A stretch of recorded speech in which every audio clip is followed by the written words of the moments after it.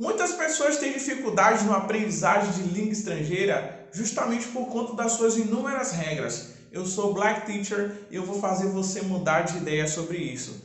Vem comigo em mais uma série do nosso IGTV Inglês do Zero.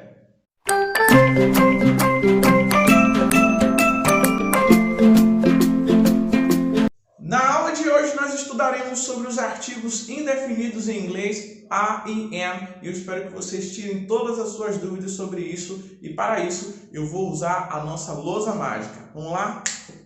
Os artigos em inglês. Hoje nós vamos falar sobre os artigos indefinidos em inglês, que são esses garotinhos a e am. Ambos significam um e uma e não possuem plural, só que são usados em regras específicas.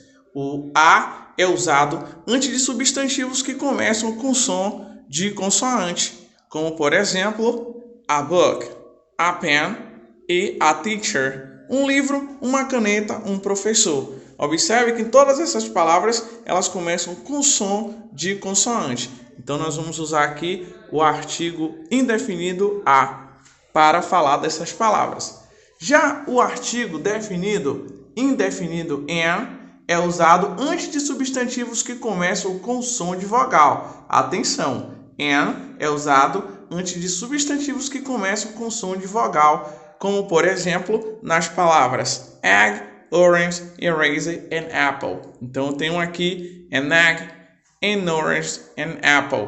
Imagine que nós vamos usar o am para substantivos que começam com som de vogal, porque aí nós podemos fazer uma ligação entre o N e a vogal que começa a palavra. Por exemplo, a gente pode ligar aqui, ó, an egg, an orange, an eraser e an apple. É mais fácil para que a gente possa produzir esse som. Porém, como todas as regras, essa regra existe uma exceção. Então, preste muita atenção nisso. Algumas palavras podem ser escritas com consoante e terem som de vogal, assim como algumas palavras também podem ser escritas com vogal e terem som de consoante. E eu apresento aqui para vocês essas exceções. Com algumas palavras com a letra H não possuem o som aspirado, no caso de hour, honest e helicopter. Eu tenho aqui palavras que começam com consoante, porém elas não têm a consoante pronunciada. Então eu vou usar o N e eu vou falar da seguinte maneira: an hour, an honest man and an helicopter. Mas existem palavras como hospital e house que eu tenho um H aspirado e sim, serão escritos com A.